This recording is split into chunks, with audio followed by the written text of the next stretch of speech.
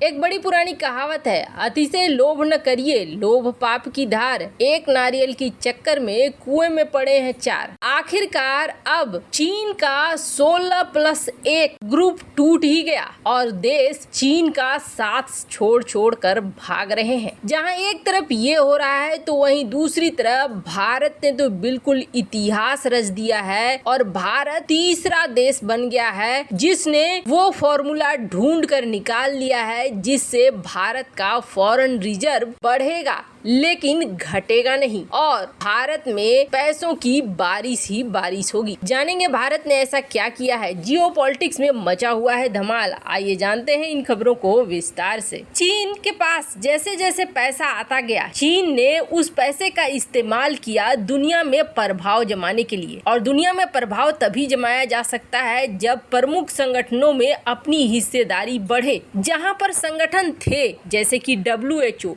WTO, UN, वहाँ चीन ने अपनी भागीदारी बढ़ाई और धीरे धीरे वहाँ के कई सारे देशों को कर्ज देकर डिप्लोमेटिक तौर पर कूटनीति से अपने पाले में लाता चला गया। इन बड़ी बड़ी संस्थाओं में आपको पूरा का पूरा चीन का एक लॉबी ग्रुप देखने को मिलेगा और जहाँ संस्थाएं नहीं थी वहाँ चीन ने संस्थाएं बनाई। अब चीन के निशाने पे था यूरोप, सेंट्रल यूरोप और ईस्टर्न यूरोप। चीन जानता था कि अगर यहाँ पर उसका व्यापार फैला तो ये व्यापार बहुत बड़ा होगा। इस व्यापार के लिए चीन ने पूरी तरीके से दिमाग लगा दिया यहाँ पर और दिमाग लगाकर यहाँ पर एक फॉर्मेट बनाया, एक संगठन बनाया 17+1 का। और इस 17+1 में कौन कौन से देश थे? लगभग जो भी आप देश देख रहे हैं यूरोप में करीब करीब सभी आ रहे थे। सेंट्रल और ईस्टर्न यूरोप के अल्बानिया, बोस्निया, बुल्गारिया, क्रोएशिया, चेक Republic, Greece, Hungary, Montenegro, North Macedonia, Poland, Romania, Serbia, Slovakia, Slovenia, ये सारे देश इसमें आ रहे थे। 17+1 का इन्होंने बनाया ग्रुप। और इस ग्रुप का काम क्या था? इस ग्रुप का काम था कि हम ऐसा करेंगे, आपस में व्यापार व्यवसाय में बहुत सा तरीके का छूट देंगे, द्विपक्षीय समझौता करेंगे। चीन जहां घुसता है सिर्फ और सिर्फ अपना फायदा देखता है। अब चीन ने यहां घुसने के बाद कई तरह के हाईवे प्रोजेक्ट सर्बिया में शुरू कर दिए, कुछ पोलैंड में शुरू कर दिए, कुछ और भी देशों में शुरू कर दिए। करीब करीब चीन का व्यापार यहाँ से बढ़ने लगा और व्यापार लगातार बढ़ता ही जा रहा था। पहले से 15.9% बढ़ गया। 2012 में ये ग्रुप बना और 2017 में चीन का व्यापार 15.9% बढ़ा। उसके बाद लगातार बढ़ता ही जा रहा था। पर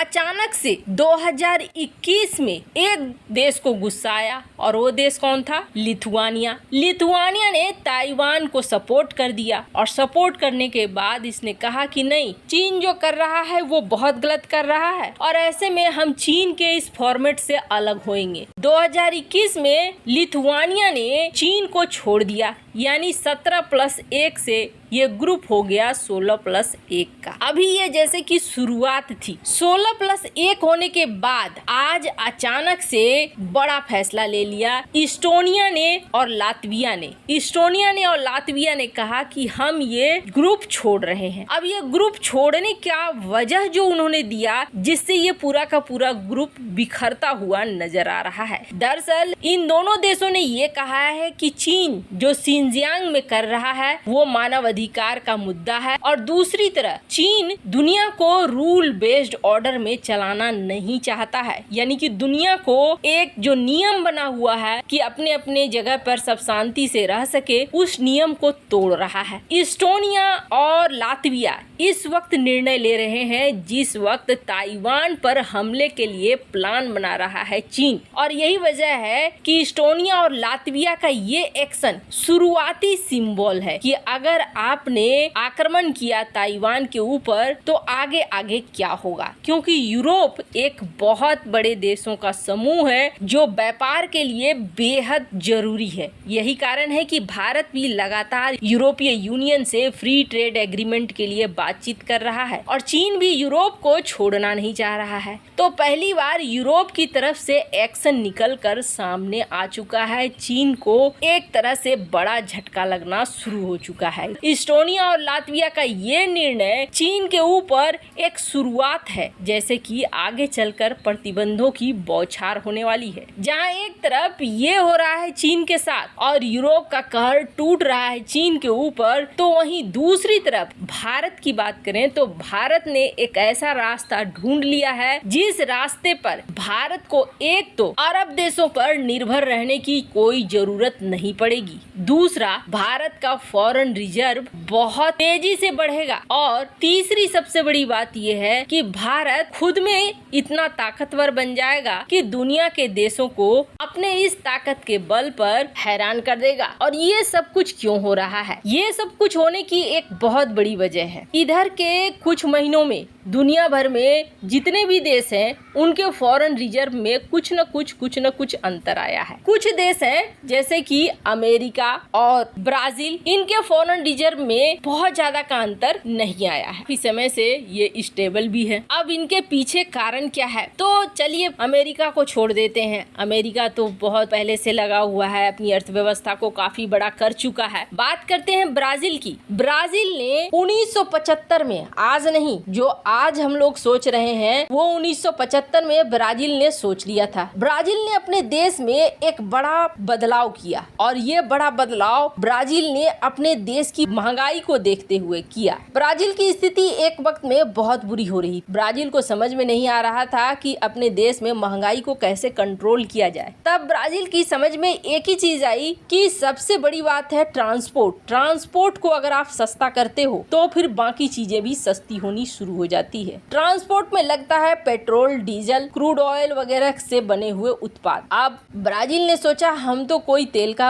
उत्खनन करते नहीं है, तेल प्रोडक्शन होता नहीं है, हमें तो खरीदना ही पड़ेगा। लेकिन क्या हम इसके लिए एक ऑप्शन ढूंढ सकते हैं? और ब्राजील ने एक ऑप्शन ढूंढा और ये ऑप्शन ब्राजील की खेतों से निकल कर आया है, जो एथेनॉल के रूप में निकल कर आया। इस एथेनॉल की वजह से ब्राजील में 80% तक जो वाहनें चलती हैं वो एथेनॉल वाले पेट्रोल से चलती हैं, मतलब मिक्स है। अब बाकी देशों पर निर्भरता जिससे तेल खरीदता था ब्राजील, वो हो गया कम और ब्राजील को अपने देश में महंगाई कंट्रोल करने में बहुत बड़ी मदद मिली। अब वैसा ही भारत कर रहा है। भारत ने शुरुआत तो इसकी 2012 में की थी, लेकिन उस वक्त कोई खास तरीके से एथेनॉल की ब्लेंडिंग नहीं होती थी, एथेनॉल और पेट्रोल को मिलाया नहीं जा रहा था। पर अब भारत ने 10% तक मिलाया। 10% तक जब मिलाया तो देखने को मिला कि भारत का फॉरेन रिजर्व में 50,000 करोड़ रुपए की बचत हुई, जिसके बाद भारत ने अपना निर्णय लिया है कि अब 2023 तक 20% एथेनॉल की ब्लेंडिंग की जाएगी, जिससे कि भारत को करीब $5 बिलियन हर साल बचेंगे और भारत के फॉरेन रिजर्व में घटाव बहुत कम देखने को मिलेगा। वैसे स्क्रीन पर आप देख सकते हैं आर्टिकल। इन सब मामले में आपकी क्या राय है? कमेंट कर जरूर बताएं। जल्द मिलते हैं अगले वीडियो में नई खबर के साथ।